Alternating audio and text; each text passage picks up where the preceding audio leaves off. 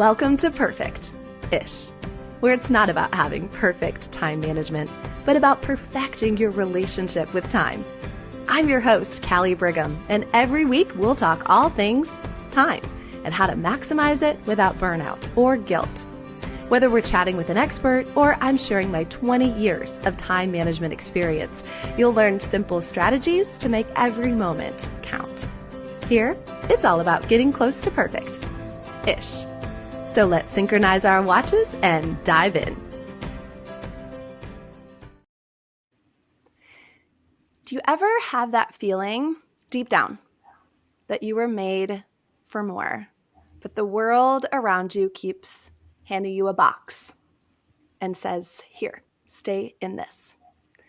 Well, my new friend and our guest today, Jennifer Licciardi, is a woman that you want in your corner when you finally decide that it is your turn to step out of the box and into your calling. She is an international best-selling author, speaker, empowerment coach, and business strategist who helps women break free from that 9-to-5 and to build a life and a business that aligns with your purpose. As you'll hear, Jennifer's story is one of burnout, perfectionism, people-pleasing turned breakthrough.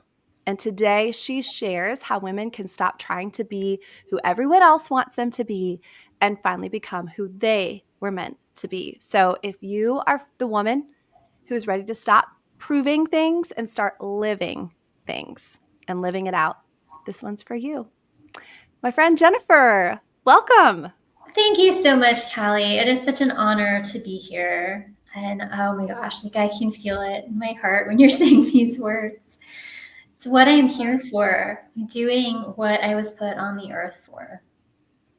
And I'm sure some of it is bringing back memories and moments, right? Hearing this being sung back to you. Yeah, absolutely. So tell us about that, Jennifer. And I want to set the stage that Jennifer and our relationship started in the DMs. So yeah. we were communicating that way. And it was one of those things, Jennifer, that it was like, same here, same here, same here. I relate to that. So tell us where you were when you had some of these awarenesses and ahas, because I imagine where you were looked pretty good on the outside. Yes, I came from corporate America in hospital medical sales, the so-called dream jobs so many people wanted, but it was far from a dream. It was so many long hours, putting everyone else first. I thought everybody mattered more than I did. The hospitals, the patients, the people who work there. I mean, what they were doing was far more important than little old me. It's how I was feeling. Like, who can relate to that? Who's listening, right? Like, that's powerful. And part of it was for validation. Part of it was to, because it felt good to be really good at something. But I put everyone else first, like I said. And what that meant was, I learned later that I was disrespecting myself. And God opened me up to this. And it took a long time to see. It really did. But he opened me up to, hey, you not going to the gym, you not following through on things, taking care of yourself is showing you that you don't love you. It's like, but I've done all this self-love work. What are you talking about? No, it's you're not loving yourself enough and in the right ways. And so when you let other people disrespect you, it's because you're disrespecting yourself too. Once you change that, once you start showing that love, you start respecting your time, your boundaries, your health, your well-being, everything shifts. Your dreams, you start living your dreams. People, everything else falls away because it no longer aligns with who you are. Jennifer, it can be so hard, though, when you are in it to see that, right? Even if we hear a podcast like this, or we know in our knowingness that maybe we are at the end of this part of our chapter, But how do we start to make that move, especially if we're in a place I call it the golden handcuffs, right? We're making enough Yeah, money. We maybe have some security in our job, or so we think, if there's such a right, thing. right. How do we start to make a move? That feels scary, to start to change these patterns and paradigms and what people have known us to be. Yeah, I had no idea what I was being called to do. I mean, I just knew. So the signs that start coming up is you feel like, oh, I don't fit in here anymore. This isn't fulfilling me anymore. This doesn't, like, I'm bored. Even if it's chaos all around you, you're bored. This isn't, the validation isn't doing it for you anymore. And these are some of those, like, signs to look for. When you're experiencing them, this is a wake-up call. This is showing you that you are here for more. And you don't have to know what you want to do. You just have to know, hey, this isn't working. I know I'm called to more. And it's as simple as that. Like, you can start there. Like, I work with women who don't even know what they want to build as a business or what they're called to do, but still help them get the clarity, because that's, what God's done for me in my life. This is how I get to help women. And I didn't have anybody help me escape. There wasn't a me for me at the time. I had to go the hard route and learn and find my way pivoting. And it was a process, but now I can move women quickly through it because I've done it and I can streamline it for them. I remember when I've had different seasons in my life when I've been making different moves. And I remember when I was thinking about, even with this podcast, for example, if this is something, and I remember a friend saying to me, you don't have to take the best step. You don't have to take the next step.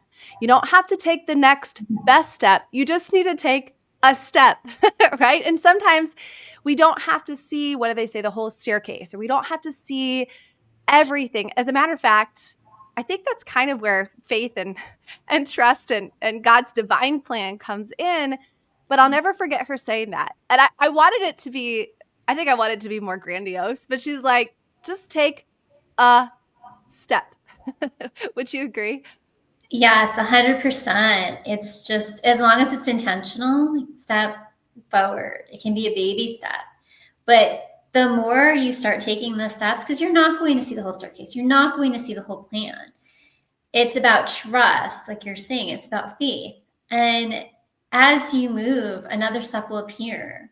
And you just keep trusting. And before you know it, instead of it being so scary, it starts to be fun. And you're like, this is exciting. Like, yay, I get to see where I'm going to go, like where I'm being taken. And you start being so proud of yourself. Instead of being so hard on yourself, you switch to, wow, I did that. Wow, I figured that out. Like, oh my gosh, I can do this. You start to see all the potential in you that was there all along. And eventually you see yourself as the leader you were created to be. And it is life-changing. So, can we visualize and see? Sometimes we need to see ourselves in someone's story. Can we see ourselves in your story? Tell us what that looked like, and if it was a defining moment, where you were, because I think this will help women to understand practically. You had some signs, I imagine, and then what happened. So let's see ourselves in your story, Jennifer. Okay. I was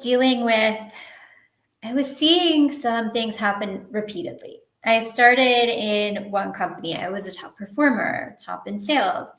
And yet I had a manager come in who, it wasn't the right fit, and he didn't want me in there. I didn't fit how he saw a sales rep should be. So he's making big customer complaints about me. And then I moved to another company that I was there for 11 years, top 1% in the country, on the stages, sitting next to executives. There's an acquisition, and then all of a sudden, same thing's happening. Another manager comes in, and I was brokenhearted at that point, completely devastated, went on anxiety medication, took a leave of absence, was fighting it, but at the same time, like, why is this happening again? Like, I've been here this long. So you start to see repeat patterns, and it doesn't have to be as extreme as mine is, but look for repeat patterns. You'll say you go to another company and you experience the same situation. So whatever that situation is, that's what happened to me. And then I went to one more company because I didn't know anything else. I was staying in the same, and I dealt with the same type of behavior. It happened much, much faster this time. I put my hands in the air and I surrendered. And I was just like, whatever you want to do at this point. And I wasn't on my faith journey until that last company. And that's when I woke up to all of that. And everything changed. I started realizing, wow, like, God's talking to me all the time. I see a way. And it didn't make a lot of sense, but I trusted it and I followed it. And when the time was right, he gave me the green light and I left. And I had to start building a business after I left my corporate job. He wasn't even like, okay, you can stay in it and build. He's like, no, we're just going to leave this toxic environment and we are going to build. And I went on this wild ride so that I could learn everything that works, everything that doesn't work, and then I could help women build it in a very like easier, fun way that is going to be effective, that's going to work, that you can build something that's going to be lasting. Like, ultimately with a strong foundation. Those are the words that I had to understand and build it. So you're building it on rock and not on sand. You know, as going back to that staircase imagery, we said, you can't see the whole staircase. Girl, there was no staircase for you. You had to build the staircase. There was no staircase. There wasn't. I'm going to cry when you say that. There Right? was no staircase.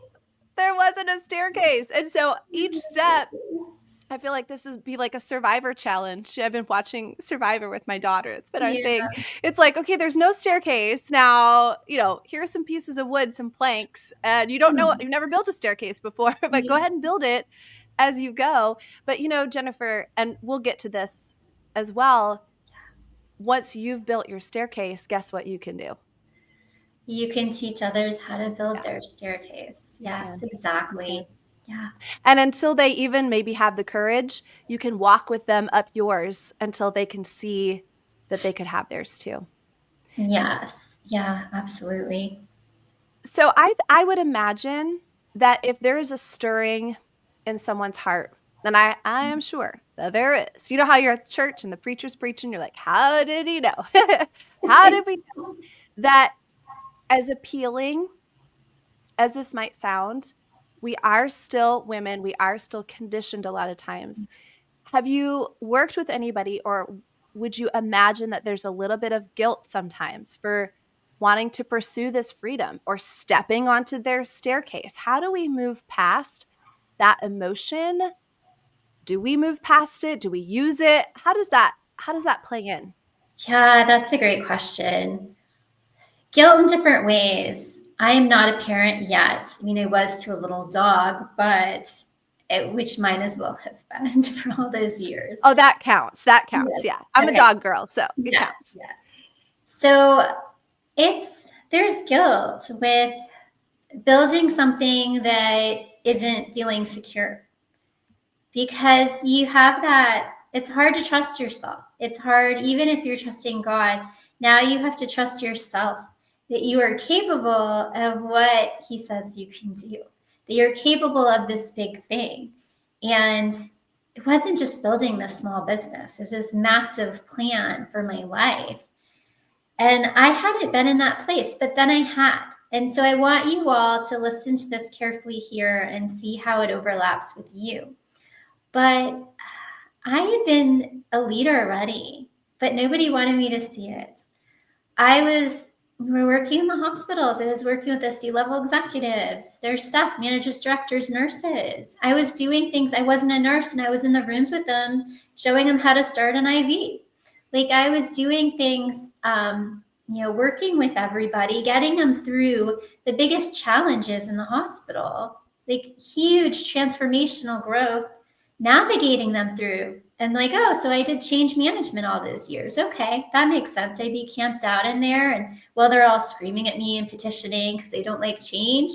And I toughened up through all of it. Is learned, oh my gosh, I was managing these massive projects. I was brought in to save $1 million worth of business account that wasn't even mine because they knew I could do it. But it would be like a quick validation, and that would be that. A promotion didn't come with that. I wore a lot of hats. So if you're wearing a bunch of hats, everybody's like, you're amazing at this. Thank you for this. Is it worth it? First of all, because you're burning yourself out. If you're not burnt out now, you will be. And what happens with that is your health. You cannot get your health back. A sign for me was my health was declining. When having to go on anxiety medication, stress, I was losing weight. A big sign for me was I was at my breaking point a while before I even left, like years before I left. I remember telling my manager, I am going to crack. Like I'm screaming at you this very moment, and I don't scream because I need a break. And now there's this crisis in this hospital. And it's my Christmas vacation that I've waited all year to take 2 weeks because I felt guilty taking time off because people needed me and their needs were more important than mine. I went through all of this. So I totally was you. I was totally you watching. I was so hard on myself with it all. But my body, I couldn't keep anything down for 16 hours. I was so worked up. I had an old auto injury flare up. I felt so much pain in my body. And I was on call with the hospital leadership, and I had my eyes closed in the bed. And that was my moment. I'm like, what am I doing to myself? I am praying I don't vomit on this call. And I'm letting my clinical folks handle as much as possible, but I'm doing this with my eyes closed. My mom took me to urgent care and they diagnosed me with stress. And I'm like, stress? Is that a real diagnosis? The signs were there before that. They really were. I just didn't want to see it. And that didn't even stop me. I kept going because I didn't know anything else. Gosh, Jennifer. Oh, I know when we first started to connect the dots between our stories, Yeah. that was a significant one. Even if our minds and our hearts aren't ready to admit it, our bodies are screaming. As you talk about screaming, our bodies Yeah. can be the ones screaming. And it was the same for me at the TV station. I would have this, what I felt like was just this pit in my stomach of anxiety all the time, just the pit. And I ended up having major issues and surgeries and everything that I look back and I know that it was my body telling me this is not good for you. And so if you are listening and you do have those stress headaches and you have those migraines and your body is breaking down, Jennifer, that I'm sure Headaches. is a Yeah. significant sign, isn't it? Absolutely. The headaches. You just, may get migraines or just regular headaches, and you just feel exhausted, and you just keep powering through. I powered through. It didn't matter what was going on. And I didn't understand why people didn't power through. It was like, how could you not? I don't know that there's any difference. I didn't know anything I different. did too. It's a sign of weakness, right? If It you is a sign of weakness. admit it, Yeah. as this conversation has flowed and this particular part just talked about guilt, I kept thinking of the phrase choose your hard. Either one's going to be hard, right? It's going to be Yeah. hard to stay. Yep. It's going to be hard to leave if you're called to. Let's be clear. Which hard do you want? You The know? heart that brings you freedom, that Yeah. gets you to love yourself, that gets you to be so proud of yourself and to see yourself truly the way God sees you, to actually become that version, and for everything to start coming together in your life with that. And I would never trade that in a million years, no matter how hard anything has been. And we also agree, you and I, that entrepreneurship, having your own business, it isn't easy. But we decided long ago that no matter what, this is the hard Yeah, we choose, right? We wouldn't give absolutely. it up. Absolutely. Yeah, 100%. Okay, so there is maybe a woman that's thinking, yep, those signs are there. Yep, I've been ignoring them. Yep, I know better intellectually. Yes to all the things. If she was someone that was coming to you, where do you start with her? What do you take her through first? How do you help her start to get the clarity, like on a practical level? Do you have what does that first conversation look like to start to create that breakthrough and that purpose for her? Yeah, that's a good question. So it all comes down to clarity. Once you have clarity, you can build the foundation of your business.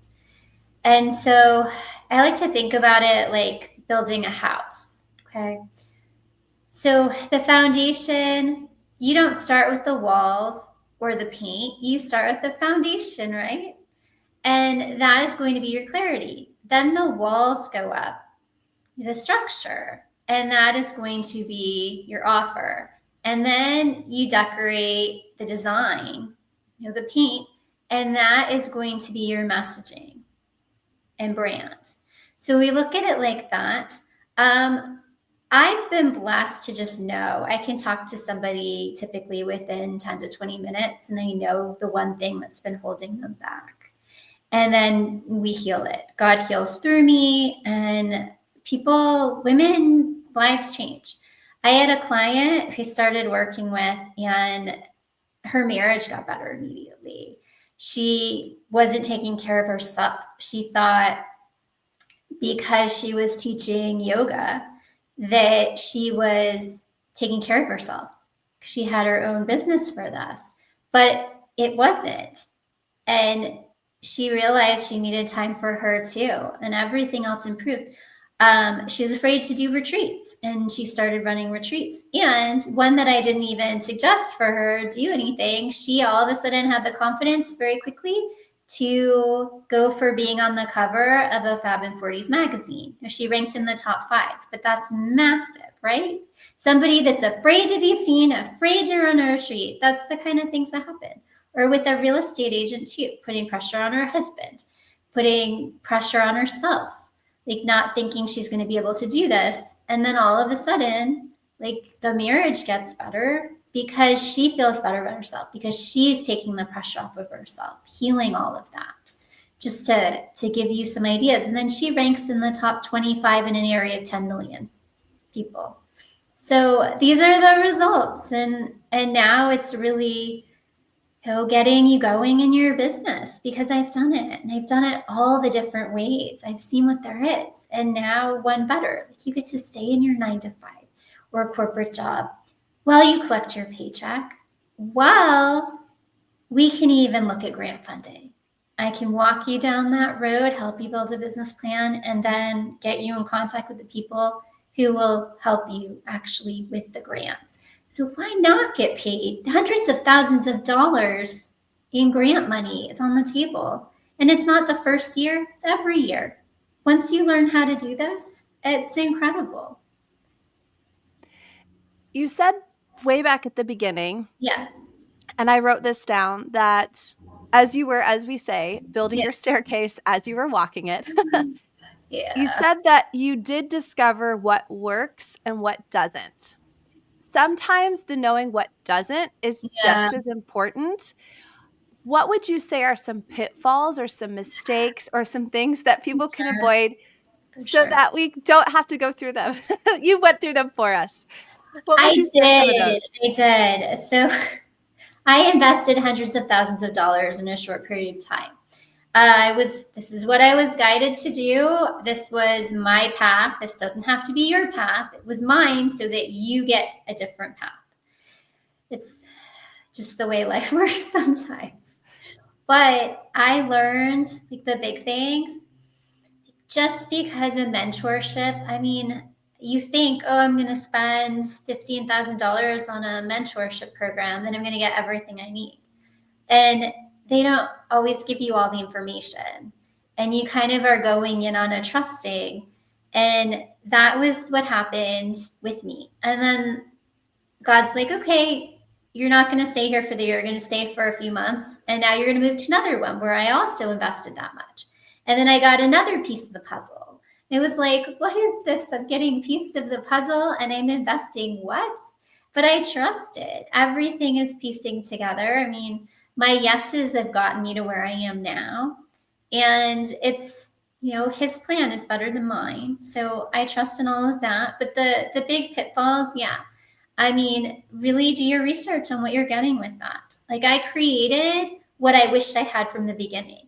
But for somebody who's brand new at business and doesn't even have an idea of what they want to do, to someone that's been throwing spaghetti at the wall, keeps having idea after idea, but doesn't have the foundation for it. So it's for both. And yeah, you can get grant money. You can get grant money. You do not need, say this twice here, to put all this money on credit cards. You do not need to spend your savings. Like there are better ways to do it. Yeah. You do not need to build your business credit. I'm really giving you a lot here. You do not No, need to that's what we want. This is yeah, good. your business credit when they tell you like, oh, you don't need to go that route yet. Like you get talked into different things. And the 0% down cards, you can have amazing credit, but 0% down cards, your balance, if your balance gets to be at if it's more than 50%, that was one that I had to learn. If it's more than 50%, then it's going to, even if it's not due for like another 7 months, 8 months, it's going to affect your credit. Everything, there's so much. I'm going to teach a course in this too. I know it's coming, but that gives you some to get going with. Well, I think there's a combination of research and resourcefulness, Yeah. and the fact that we don't have to listen to every voice that comes in. We can Yeah. filter that voice, right? Through Yeah. our own Holy Spirit, our own um Yeah. just conviction, and then we can also, I would say, tap into somebody who we do trust, but we don't have to, we don't have to listen to every voice out there or do what everybody else is doing, right? Yeah, absolutely. And it's trusting your path. Like for me, this is what grew me. If you had seen me where I was before, and even if you go on my social media and you go back, it was a totally different person, not even that many months ago. Like the way I've grown, if I didn't have these experiences, I wouldn't be at this level I'm at now. I wouldn't be who I am talking to you today. It was all part of it. I wouldn't be able to help transform lives in this way, giving you this advice and support on what not to do if I hadn't have done all of it. So there really is an element to that. We probably are going to make a mistake. We probably are going to do something wrong, and it's not Yeah. that's not the end of the world. It'll grow you. Like in business, in corporate or your 9 to 5, making mistakes, failing at something feels like the end of the world. But in entrepreneurship, in business, failure is just feedback. This is what's going to grow you. You're going to learn. You're going to become successful from it. I love that. Failure is feedback. One of my Yeah. girlfriends says failure is a teacher.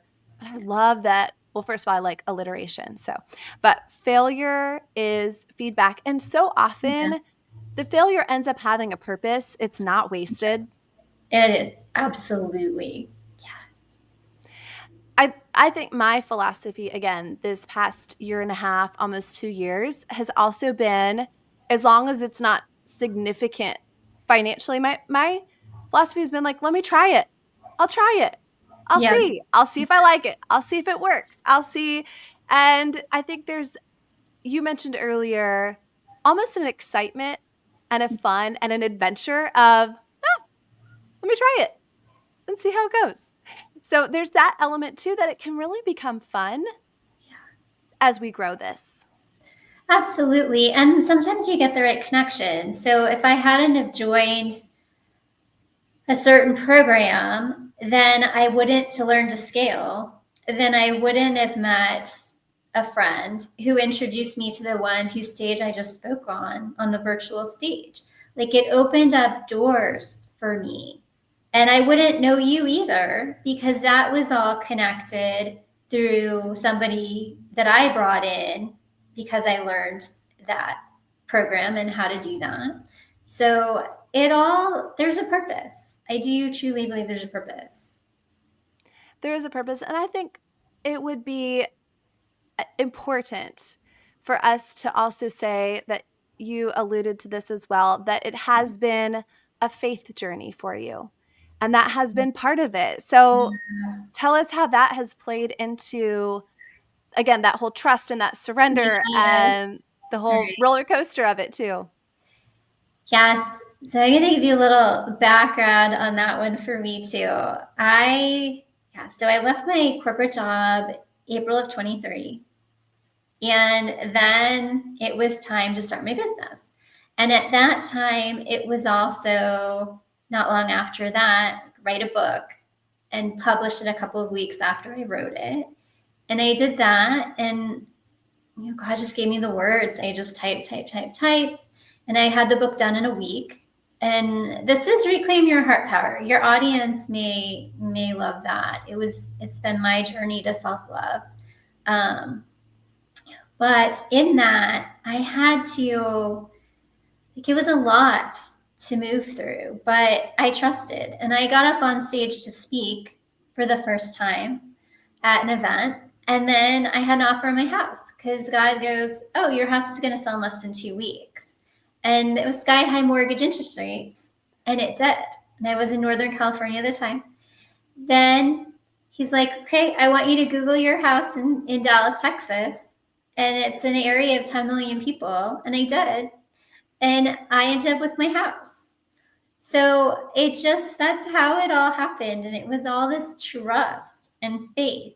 And I thought, okay, God, I moved across the country. Like, all right, let's do this. I had no idea what I was going to have to navigate through to learn to grow because I never would have been ready for that back then. I actually knew fairly quickly the bigger of what I was being called to do. But there's no way I could have stepped into that yet. I had to grow. I had to learn. I had to become that version who gets to do that. And that was my journey. Yeah, I think that's so true too, that if it hasn't happened already, maybe it was that you weren't ready, right? If it hasn't happened already, maybe you weren't ready. And when you are ready, then there are just going to be some doors that are opening. And for Yeah. somebody listening, maybe this is the door that is Yeah. opening. This conversation is confirmation that your door is open. That's so powerful, Jennifer. And I think what we're wanting to do is, like we said at the beginning, is to take that box that might be feeling like it's surrounding you, and it might even feel comfortable. Like we're in it so long. That's why they call it a comfort zone, because it feels comfortable. Right. And let's take that box away. Let's lift the lid, lift the ceiling. Anything is possible. Is there anything else that you feel like is a truth that you want to give to a woman that is right at that precipice? She's right there, ready to take that step. Yeah, I know, like Callie's just saying how comfortable it is to fill in the box. You might hate the box, but you're like, I know the box. I know how the box feels. Even if I'm not treatable or I don't like this, it's familiar. I know what to expect tomorrow. I don't know what to do in the unknown. But the unknown, this next step, is where you just find this peace. You just find your way. You come back home to who you truly are. And this is where you get to feel whole. This is where you get to feel complete. I can feel my eyes well up saying that. But this is where everything changes in your life. You can't even imagine how good it's going to be. It doesn't mean there won't be challenges, but this is part of it. Before we pressed record, and Jennifer and I were having our little kind of pre-podcast convo, one of the things that we were just talking about is that we do need each other, that women like us, we need each other. And sometimes we just need each other to sing our song back to us. And I know that's what you do. You're not necessarily creating something new in a woman. You're just helping her recognize the song that was in I her. love And that. so tell everyone, how can they get more of you? I know that they can, and we'll have all this in the show notes. Yeah. I know that they can have a call with you. I know that you've got a webinar supporting them. Of course, your book that you reference. So how can they find more of Jennifer? Yes. So I'm on Facebook as my name, Jennifer Licciardi, Instagram at Jennifer.Licciardi is my business one. And I'm on LinkedIn. And you'll have all the other information here, but I have a free webinar to watch too, if that's something that you want to see. Oh, I'm curious about business, and I'm happy to get on a clarity call with any of your listeners too. So I will do a complimentary clarity call for them. All they have to do is reach out on my calendar link. Perfect. And we'll have that in the show notes. We'll have that available. If something resonated with what Jennifer said, and if you are at a point where maybe you're tearing up too, thinking, I thought that this wasn't an option for me, or I thought it was too late for me, or I thought it might be for somebody else. And I know you're just encouraging everyone, Jennifer, that it's not too late. It's not. I am 46 here. So, I mean, I left in my mid 40s, all of this. It's not too late. You can be younger that age, or you can be older. It's never too late. If you have a calling, it's the perfect time. All it takes is trusting, walking out, stepping out in faith when you can't see it. And I think too, knowing that you have women that are cheering you on, we're ready to encourage you, and you're not going to be alone in it. You're really not. So Jennifer, thank you for building a staircase, friend. And that was perfect with your building of the house example for clarity. I love that. There Yeah, you I go. built a staircase. Wow. I mean, that's a whole new way of thinking about this. I didn't just Yep. walk the staircase, I built the Yep. staircase. How You built the staircase. See, this was helpful for you too. Now you've got something to take from it. And speaking of that, I want to give you one more gift. It is a pretend gift, but it's great nonetheless. And it is the gift of the idea of a bonus hour, Jennifer. So this is not coming out of any of your other 24. You can do with it whatever you want. What would you be doing with that bonus hour? Yeah, I would be by the ocean, just being by the water. I would like to just put myself in Hawaii for an hour, just watching the sun start to set, just enjoying that calming beach, listening to the water lap. And just that, my happy place is really just by the water like that, watching sunset. Well, I'm not Hawaii, but I do live right on the beach in Pensacola Beach, Florida. So You have to if be. the Hawaii if the Hawaii doesn't work out, you can always come to my beach. I would love Okay. that. And Thank you you. know, my prayer is that through this journey that hour would manifest itself, that you would find that hour, and after the hour you'll have to take a picture of yourself and send it to me so I know you enjoyed I it. can do that. Absolutely. Okay. Oh, that's so good, Jennifer. Well, I just want to thank you so much for speaking your truth today, a truth that challenges and frees and affirms us all at once. And as I think both of us, we've been speaking to the woman listening, and really directly. And so if your soul whispered or screamed yes at any point during this conversation, Jennifer and I don't want you to ignore it. And if you're in a job that doesn't light you up, or you're juggling everyone's expectations and not having your own, this is your nudge today. And connect with Jennifer in the ways the webinar or the call or her book. And I just want to thank you for doing the thing, Jennifer, so other women could too. You're so welcome. It was such a pleasure today. Thank you for having me. And it was wonderful, everyone. Yeah. Thank you, Jennifer. Thanks, friend, for listening. God bless. Till next time. Thanks for tuning in to the Perfect-ish Time Management Podcast. Let's keep the fun going. Follow me on social and join our Facebook community. And if you're ready for some one-on-one time management coaching to reach the top of your game without burnout or guilt, I'd love to chat. Book a free interest call using the link in the show notes or send me a DM. And if you enjoyed today's episode, please leave a 5-star review and share it with a friend who's ready to master their time too. Remember, we're in this together, making real progress towards becoming perfect-ish.